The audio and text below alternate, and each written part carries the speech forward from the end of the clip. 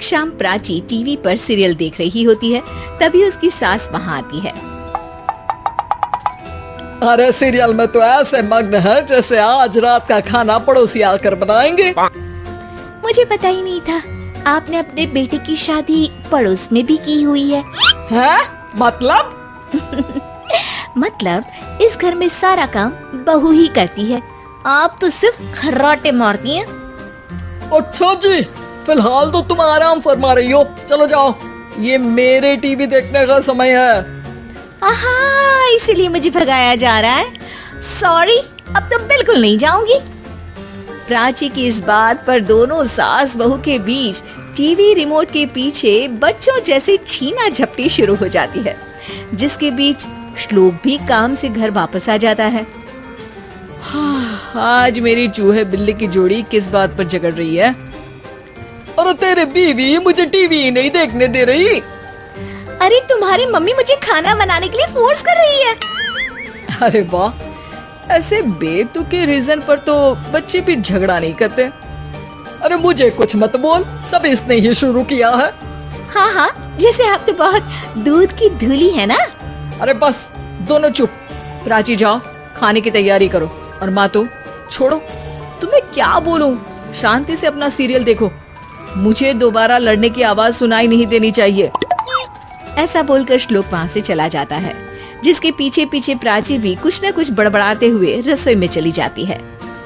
हाँ हाँ, सासू जी को तो कुछ बोलेंगे ही नहीं, बस मुझ पर ही हुक्म चलता है, खाना बनाओ, जैसे मैं इनके घर में खाना बनाने के लिए आई हूँ। इसी तरह शाम बीतती है और रात को श्लोक और प्राची की सास खाना खाकर सोने चले जाते हैं, लेकिन प्राची गुस्से में कुछ खाए बिना काम में ही लगी रहती है। इस घर में किसी को घंटा फिक्र नहीं पड़ता, मैं खाऊं या भूखी रहूं। प्राची कुछ देर के लिए रसोई से बाहर जाती है और जैसे ही वापस आती है तो वहाँ दूध का भरा ग्लास देखकर हैरान रह जाती है। फिक्र पूरी है, बस दिखाना नहीं है। प्राची दूध पीकर सोने चली जाती है और अगली सुबह एक बार फिर सास बहू का कार्टून नेटवर्क स्टार्ट हो जाता है। ये तुमने ही किया है। अरे अजीब जबरदस्ती है, मैं बोल रही हूँ मैंने कुछ नहीं किया। दोनों ने मिलकर पूरे घर को पागल खाना बनाया हुआ है। यहाँ कोई नॉर्मल इंसान तो रह ही नहीं सकता, इसीलिए अब पड़ोसी क्या रिश्तेदार भी घर आने से कतराते हैं। और सुन बेटे, तू भी चंगा, तेरी माँ भी चंगी, तेरी बीवी भी चंगी, रिश्तेदार। हाँ जी, आपको नहीं पता क्या, गंगाधर ही शक्तिमान है, रिश्तेदार ही। हाँ हाँ, बस समझ गया। कभी जानवरों जैसे लड़ेंगी तो कभी जुगलबंदी करेंगी। भाई मैं आप दोनों के बीच में नहीं फंसना चाहता।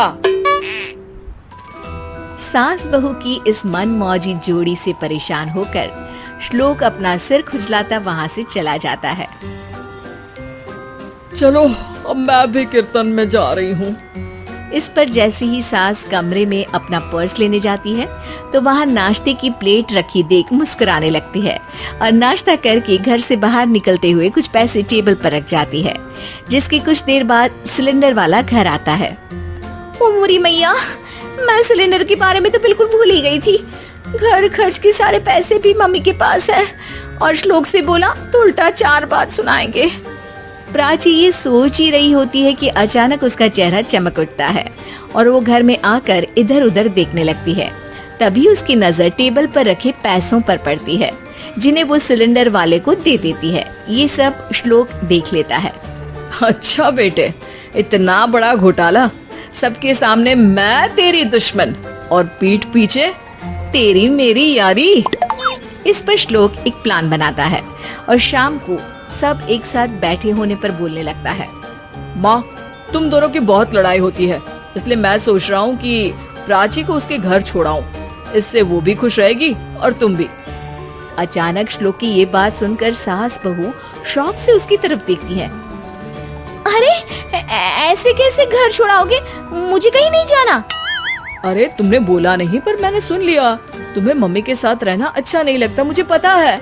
अरे वाह, अरे जब बहू खुद कुछ काम बोले तो वो तुझे सुनता नहीं, और अब जो इसने बोला ही नहीं वो तू समझ गया। जब उसे नहीं जाना तो फिर जबरदस्ती क्यों कर रहा है?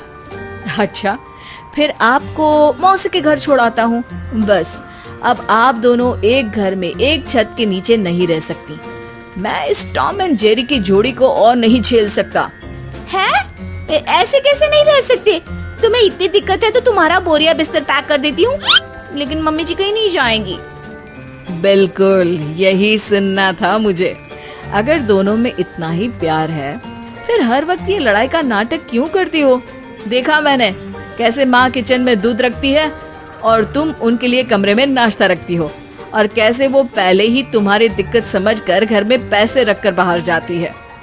अरे भाई, इतना ड्रामा तो डेली सोप में भी नहीं होता जितना तुम दोनों ने इस घर में फैलाया हुआ है। तू हमें टॉम एंड जेरी बोलता है ना, तो याद कर वो दोनों भी एक दूसरे को बाहर वालों की बुरी नजर से बचाने के लिए हमेशा सबके सामने लड़ते थे, लेकिन अकेले में दिक्कत के समय मदद भी तो करते थे। बस हमारा रिश्ता भी कुछ ऐसा ही है।